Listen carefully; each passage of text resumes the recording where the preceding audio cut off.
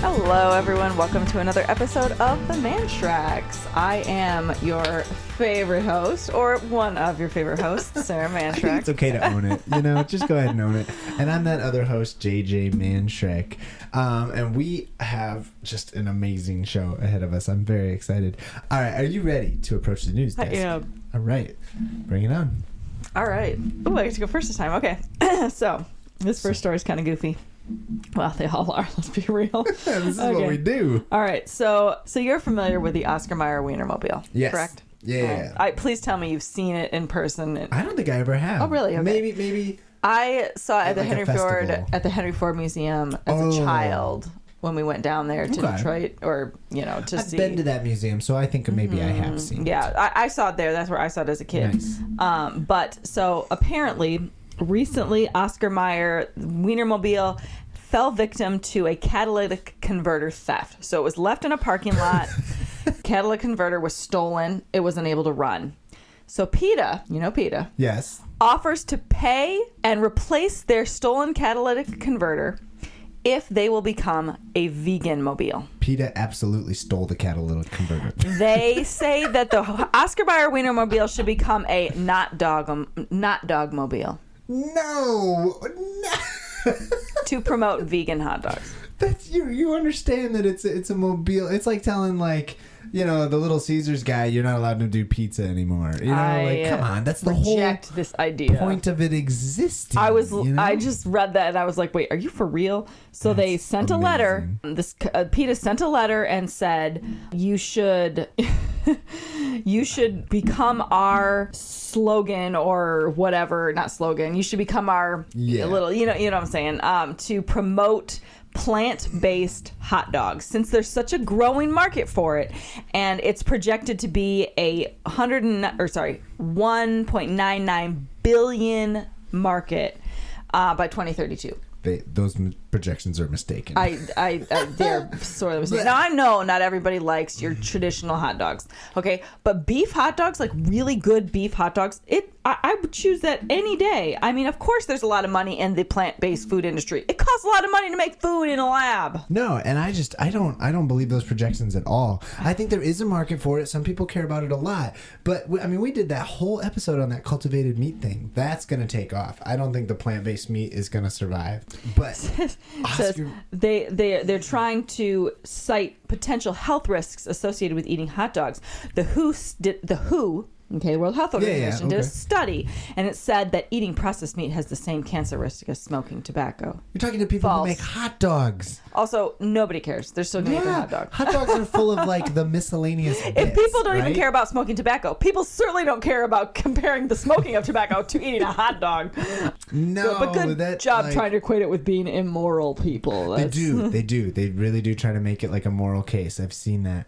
But also, it's just they're barking up the wrong tree. It's I could understand if they want to make their own mascot, but to purchase the existing mascot of a completely the opposite industry, Oh my gosh. The fact that they're calling it promoting cruelty-free hot dogs, it's like, oh. I just don't think you understand the essence of a hot dog. Back up and relax. There's no cruelty happening. Everybody's enjoying the hot dogs. Hot dogs are the definition of a hot dog is a little bit I've given up. It's just the miscellaneous processed whatever. And it always has been. It was a way to use up the excess. That's why they're an American staple. We love it. We eat stuff and we don't ask questions. That's our motto in America. According to their studies, 79% of Gen Zers don't even eat meat at least one day a week, while 65% want to follow a more plant-based diet overall. Do you think that's true? No, 79%? I don't. I think... Okay, PETA is the one giving the statistics to Oscar Meyer. Of course they're going to project it as being the most popular option because they want their, Have you noticed PETA's campaigns have gotten more and more far-fetched? They've kind of gotten weak. They're grasping at straws now. Yeah. I get it. It's a funny, catalytic converters being stolen. That's a bummer, but that is not anywhere near worth the value of the Oscar Meyer Wienermobile. That's like purchasing, when Disney purchased Star Wars. It's billions of dollars because it's such an epic brand, you know? And it's like, no, they buy a new car, you know? I could not stop laughing at that story. German ballet director suspended over feces attack on critic. AP News brings us this amazing article. Okay. Apparently, things are a little crazy in the German ballet world. A German newspaper critic had animal feces smeared on her face in the city of Hanover by a ballet director who apparently took offense at a review that she wrote. So this guy is a ballet director. He directed the ballet. She wrote a negative review of the performance, and so he smeared her face with dog poop. Yeah, I see the logical steps that were taken here by an adult. Oh my gosh! Wow, the Hanover that State escalated Opera. very quickly. The Hanover State Opera House apologized for the incident and said on Monday that it was suspending the ballet director. His name is Marco, and I don't know how to say his name, Goki, with immediate effect. Actually, so he was suspended, then he got fired, and then he issued an apology. There have been updated stories since this original story. Ew, that's so gross. The reporter, they reported a furious Goki approached the dance critic. He approached her during the interval of a premiere at the Hanover's Opera House on Saturday and asked her what she was doing. It was said that the two did not know each other personally. The newspaper said that he, who apparently felt provoked by a recent review that she wrote of the production that he staged of the Dutch seat of government, it's called The Hague, and he threatened to ban her from the ballet, and he accused her of being responsible for people canceling their season tickets in Hanover. So apparently people are like canceling the season tickets and they're like running away. They're not going to go to this ballet. Then he pulled out a paper bag with animal feces and smeared her face with the contents before making off through a packed theater foyer. So he did this like in a very public setting. Dude. He identified the substance as dog feces and said that she filed a criminal complaint, the German news agency reported. Wow. So much for that being more refined European. Yeah, this is the ballet, people, right? You can be mad, but you definitely can't do anything like that. That's so gross. The Opera House said that his personal integrity was violated in an unspeakable way. It said that they contacted her immediately after the incident to apologize. He had an impulsive reaction. It violated the ground rules of the theater. He caused massive damage to the Hanover State Opera and State Ballet. That's not impulsive. He planned that. You don't carry dog poop with you in a bag unless you just walked your dog to the theater. It's very much he planned it. Yeah. Oh, I just happened to have this dog poop in my pocket. Oh my gosh. And he did apologize, quote, comprehensively, and he explained himself to the manager before further steps were announced. But he... Wow, that is so disgusting. The ballet director appeared at least partly unrepentant, however. In an interview with a public broadcaster, he acknowledged that his choice of means wasn't super. But it was pretty good. Yeah. This article stinks. He's proud of himself. This article does stink. Oh my gosh. The director said that he had his work soiled for years was the price that he had told he had to pay for being a public eye. There was a limit to what he could take. So he soiled her face instead. I see the logic there. Oh my gosh. Wow. And then the Journalists Association has denounced the attack. An artist must tolerate criticism, even if it seems exaggerated. Whoever violently reacts to criticism is unacceptable. The attack on the journalist is also an attack on press freedom. And I agree. They can say nasty stuff and you don't have to like it, but you cannot violently react. Gosh. It's unacceptable. Yeah. Crossed a big line. And maybe I think it's just an extra funny story because it's such a refined thing. You know, this isn't a juvenile thing to do. This isn't like people who are poop like slinging outside a bar in a dirty club or something. You know, like it's like, no, this is the ballet. This is the director of the Hanover Opera House. It's Europe. Like, it's supposed to be all hoity-toity. Yeah, this is our American perception. But yes, like I know my severely flawed American perception. I'm baffled by it, and it just cracked me up. I thought it was so funny. Wow, and a little bit horrifying. I mean, horrifying. Yes, absolutely. Like, I think the story is funny because I am thousands of miles away and I did not witness it. I would be mortified. Oh my gosh, if I saw someone in real life do something like that, I would be absolutely shocked. Really bad. All right. You got another story? Yes, I do. This is kind of a funny one.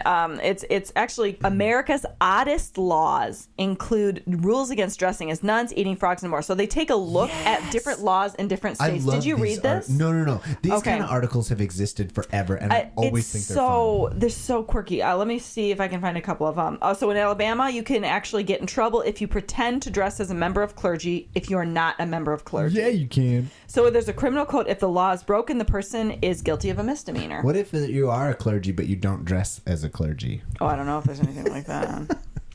Oh, so you better not interfere with a claw machine or crane game. No person shall alter the game so the claw is unable to grab prizes. Display prizes in a way where the claw is unable to grab those prizes, or use the money as prizes, or award prizes in the game which are redeemable for cash or currency. You're not allowed to do this. It will break the law, and breaking it is a class 1 misdemeanor. So you can't rig this game. You can't rig your claw game. I'm on board with that. I always think those things are rigged because they never work. In Arkansas, do not beep your horn after 9 p.m. at a sandwich shop. Well, that's very, very specific. It's like a noise ordinance.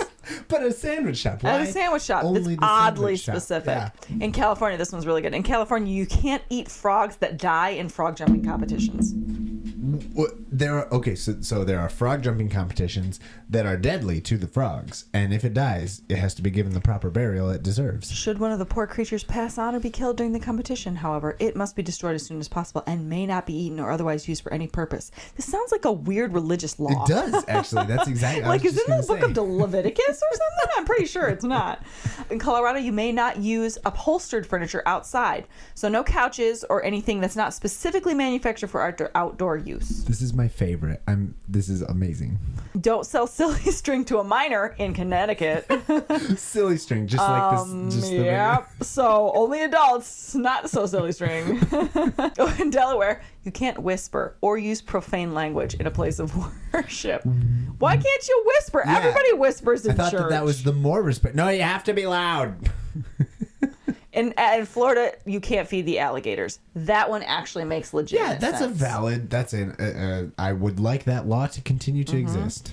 In Georgia, you actually can't have chickens crossing the road. It has laws against domestic fowl running at large. What do you... How do you control that? What about if you free range your birds? I saw some chickens crossing the road. Is this a joke, officer? So in Illinois, it's illegal to dye baby chicks.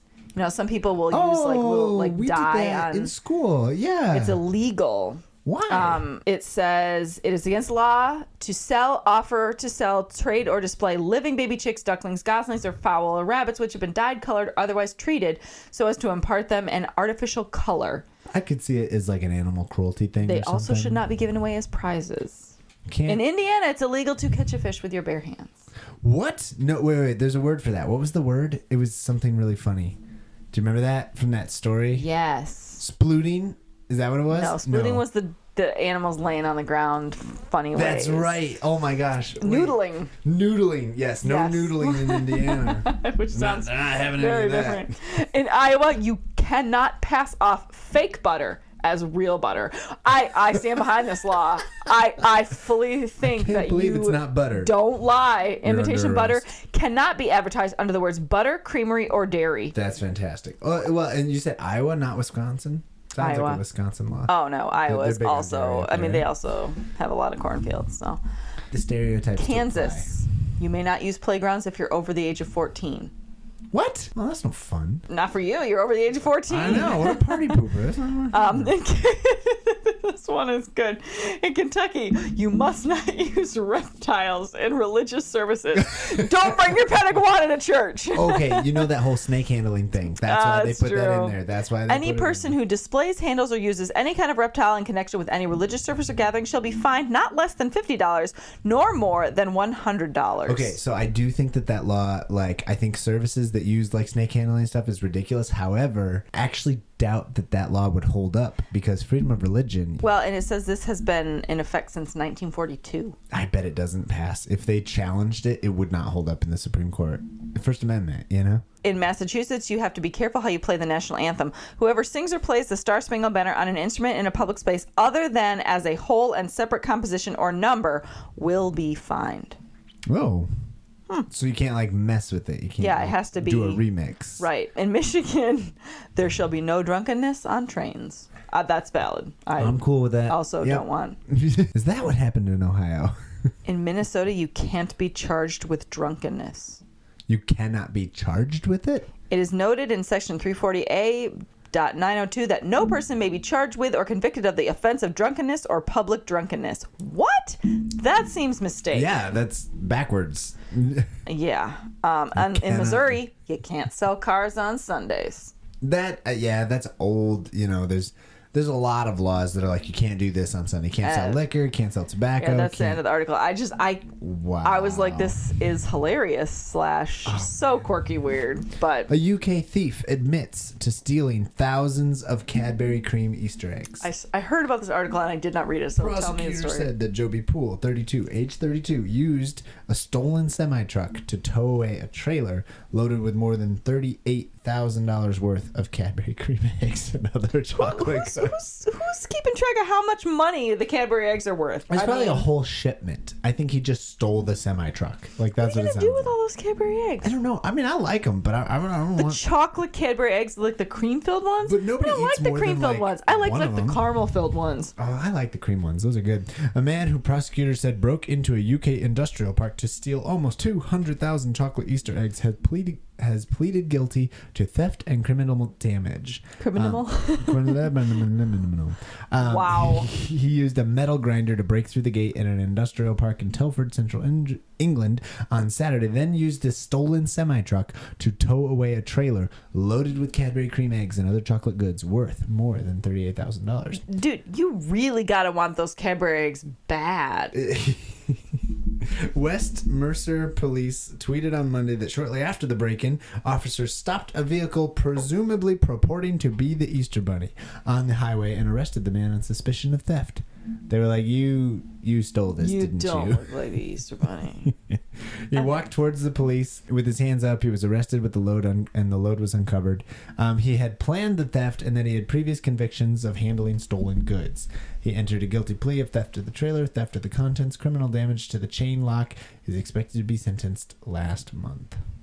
Oh my gosh. He just stole 200,000. That's a lot of money worth of chocolate eggs, but also like I have so many questions. Like, what were you going to do with all those eggs? That's my biggest question: is what's the plan here? You know, or is it just like I wonder if I can get away with it kind of a thing? I cannot think of a candy that I like so much that I would want $40,000 worth of it. You know what I mean? Like, you get sick of anything. You know, like, what are you gonna sell them? Nah, you're gonna it's not like a valuable item. They're worth like what? It's not like Beanie each? Babies, from the early 90s. No, you can't like turn it around at a pawn shop, you know? And I mean, I guess you could sell them individually, but then you're stuck selling Cadbury eggs for days, months. Oh my gosh, yeah, that's not worth it. I don't know. I don't see the logic on it, and maybe it was just for fun. It's a fairly simple theft. Not so fun anymore. He broke a chain lock and then drove off, so I'm guessing this is more of a thrill thing than a... All right, I do have one more story. Okay. Dog versus shark in a standoff thrills tourists on a Bahamas boat tour. A dog versus a shark. A dog who lives on the shore. Okay. And he often paces the thing. The tour boats are actually familiar. Oh, there was a massive hammerhead shark. Okay. It's a rare treat for Bahamas tourists, right? They're in the boat. They're doing the little tour. Oh my gosh, look, there's a hammerhead shark. And then the dog dove off the nearby dock to confront the monstrous creature.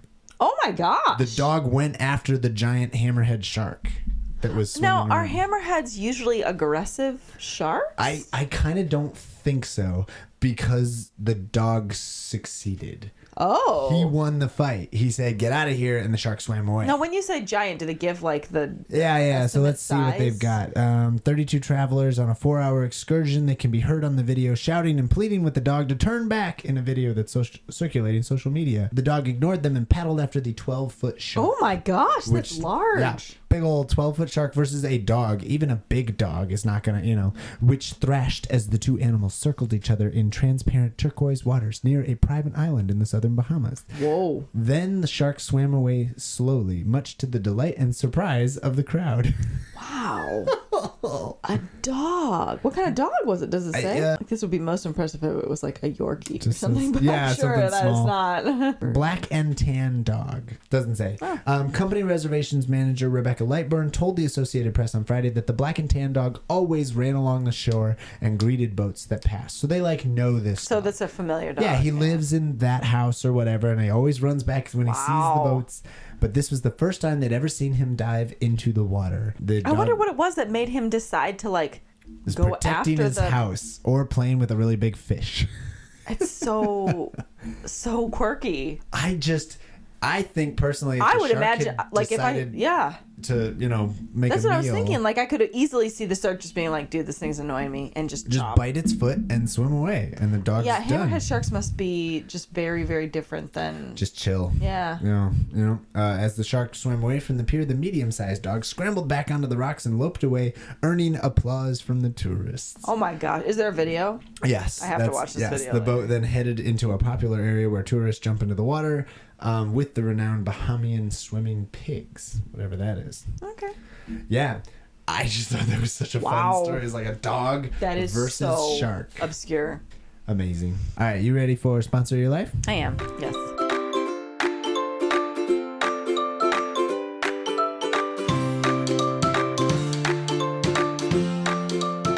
What do you got? So this week, the weekend you were gone. Mm-hmm. And so I was gone. Took the boys to the Sloan Museum downtown Flint. That's right. And it's always a lot of fun when we go. The boys love it. They recently opened and they're newly built. I think it was like something a brand new building. It is a brand new, but not like a brand. Like it is a brand new building. They spent it was something like $22 million on updates and renovations, and it's a gorgeous building. It opened in, I want to say, July of last year. Okay. And it's just amazing. The kids love it. It's kind of like a combination of a science museum and a hands-on children's museum. Okay, awesome. Lots of cool stuff in there for them to see and do. And we went there right when they were opening, and it was perfect. It's free for Genesee County residents, so we have been able to go a couple times now, and it's totally worth it. I think even if it weren't free, I would still pay to go with the kids. A couple bucks. For a day. I think it's $8 for adults and like $6 for kids or something. But we got in for free, and it was totally worth it. And it made for a great morning of fun and hands-on learning. They've got a lot of cool stuff. So highly recommend. The boys had a great day. Yeah. They didn't even notice I was gone.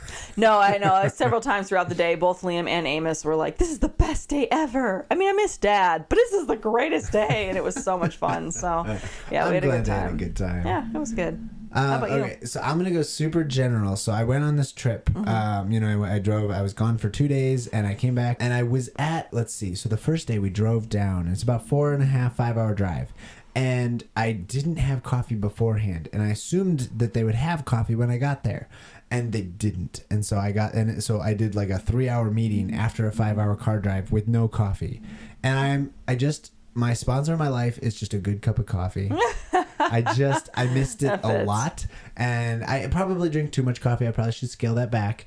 But just having a good cup of coffee, it just makes your day better. So the next day, I was at this conference, and then they had their hospitality team, and they were cranking out coffee, and it was the best part. It was a good conference, but the fact that I could have unlimited coffee after a day of no coffee. Yeah, it's a good story, Grandpa. I'm just, you know what?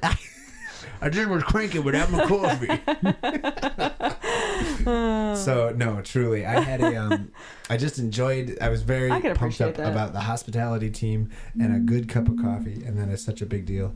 And it was absolutely sponsoring my life. That's awesome. Today. I could resonate with that. Well, and that has always been a sponsor of my life. I just love. It used to be just not caffeine, always, right? I didn't always used to. When we got married, it was. Monster's the best. I do. I still love Monster Energy drink. It is the devil. It's toxic. It's awful. Don't drink it. You'll delicious. Die. Your heart will stop. It's amazing. I drank it every single day for years and years. It's so and I'm fine. I don't want to. Scientists will determine after I've died. After they autopsy you and what has been done to my the body. buildup inside of your body. The chemicals. What the heck no, so I'm on a more natural thing: coffee, water over beans. It's a wonderful thing.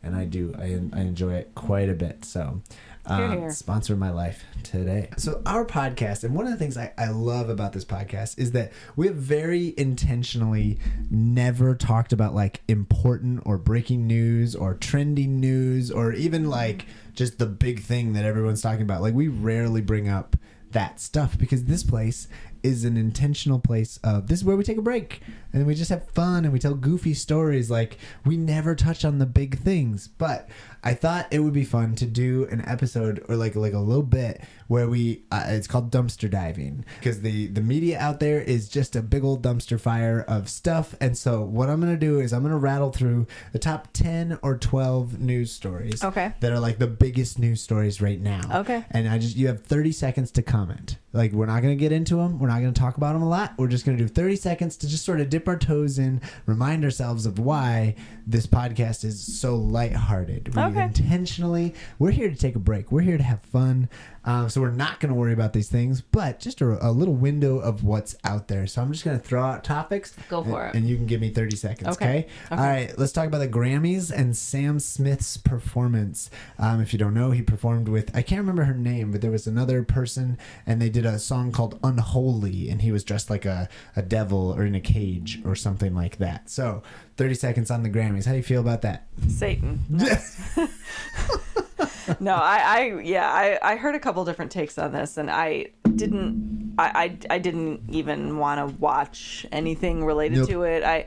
Hearing the descriptions and hearing just it wasn't even the source that I read it from wasn't even like a holier than thou. This is the devil, blah blah blah. It was literally just like a news report of a probably very positive, affirming source. Yeah, sure. And the description and everything that went down there just was enough for me to be like, you know what? I don't need to interact with this. I was really disappointed by it. It made me sad, and I don't need to see it. So my 30 seconds on that was like, honestly, it just made me roll my eyes. I was like, we do this like every year. Why are we still trying to like be shocking? Because there's nothing shocking about like that every anymore. 2-3 years. Like I'm pretty sure Lil Nas X did something exactly like this in a music video 2 years ago. And I don't know. I didn't watch the Grammys. I don't care. But I'm so tired of the outrage machine. You know, the only reason he did it was that people would get all mad, and then he can point to that, and then everyone can. Yeah, I'm not going to go there. All right, let's talk about Super Bowl, the football game portion. Super Bowl. Any comments on the Super Bowl? Chiefs versus... Go Rihanna. I mean, I'm sorry. This is how much I care about the Super Bowl. Go Rihanna. You were kicking it, having that awesome halftime performance while being pregnant. While being pregnant. Child. Very impressive. Kudos. Especially with your kid not even being a year old yet and being pregnant with your second. That's, Yeah, that's a big thing. That is a big thing. I was very nervous when I saw how highly she was suspended. She was up on that platform. But the actual football game, go football! That's how I feel about football. It was kind You were much more invested in the game than I was. I did. I actually fell asleep at the end. So it was. I'm here for the snacks. That's how much I care about the Super Bowl. Yep, and so my next thing was going to be the halftime show, right? Because that was a big thing.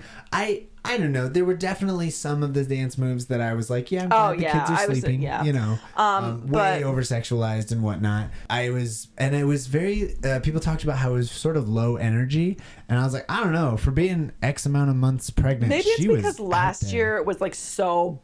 Whoa! Was last year Beyonce? No, it was all like a celebration of. Oh, that's right. It was all the hip hop people. Yes. Yeah. And like Eminem was the only like white person there. Yeah, it was. And it was a good performance, but it was so much energy. So I can see how they would be like, Mary super J. Blige chill this year. Snoop was there, and it was a whole thing. It was pretty intense last year. So that was. Oh boy, I forgot about that. So I thought Rihanna did a pretty good job, and I knew some of the songs, but I don't know her music. She hasn't, apparently, I was reading a thing, she hasn't toured in 6 or 7 years. All right, what's next? Shouldn't have to. Grammy Super Bowl halftime show. Ooh, Michigan State. The shooting. Yeah, I heard about it. I did read about it. I'm sad that this is still happening. I'm sad that it happened to a college campus, that it happened, so not even so locally, because the Oxford shooting wasn't even that long ago already. No. So and that was a high school, obviously. But I was very sad to hear about it, and I didn't really understand, and I still haven't read much about it. But what were the motives? What was going on there? So. Well, and it just is so. it really hit a lot of people, and I guess it's because it's closer to home for us because we're in Michigan. And it was just it was really awful, and it's just sort of another one. Yeah, you know, here we go again. So many, and I think a lot of people echo that. Let's talk Syria and Turkey, the massive earthquake that has over, I think it's 35,000 dead now. I mean, it's shocking to me how many people like I've seen like just hearing about it or like not really paying attention. Like, oh, did you hear about it? And it's like, oh my gosh, this was a horrible thing. It's an awful thing. But I've been seeing so many stories about like, you know, people they've pulled from the rubble or like shocking stories really about stories. Like really, you know, stuff like that. The babies that were saved and I read a couple stories like that, but it's just it makes me so sad, and I hope that like all the relief efforts are being poured into you know, helping people over there, because the death toll was staggering to me. Like that's what was so shocking. High, shockingly high. All right, State of the Union. Joe Biden got up and did some talking. Yeah, let's see. He kind of emphasized the economic gains recently. He had a really good economic report that came out like the day before, and so he kind of emphasized that, and he gave a big speech, and everybody was actually kind of really pleased with it. They thought it was really great. Apparently, there was some heckling, and he zinged it back at him. I don't know. I didn't watch it. But I'm sorry. Who is Joe Biden? He's a guy. I think he's the president. But I thought politics. No. Yep. Any reflections? I literally have zero. I think you talked about a hug between like an embrace between Jill Biden. And Jill Biden like kissed a guy or something, and everybody made a big stink. Like it? I just don't. It wasn't her husband. Okay. It was not. It was some guy and some random dude. Well, and I just kind of went, you know. You said it was Kamala Harris's husband. Yes, that's what it was. This is how much we care. We just don't. I literally never watch TV, and I don't ever. Well, and it's I don't care. Grandpa Joe, I don't care. Everybody made such a big deal about this kiss thing, and it was like, if you freeze frame on any kind of pleasantries, like give a little hug, peck on the cheek, whatever, and it's like, I don't know. I guess I'm like, whatever. I don't care. I don't actually think that was like, oh my gosh, look at what's happening. Nope. All right, let's talk about the Chinese balloon. The weather balloon that we shot down with F-22s, and then there were like 3 or 4 more things that we found, and we shot those down too. Do you remember when I told you that strange news story about the guys that got stuck on that giant the giant balloon? They were in China. So that when you told me the story about the Chinese spy balloon, all I can imagine was those guys. Totally unrelated story. Poor men.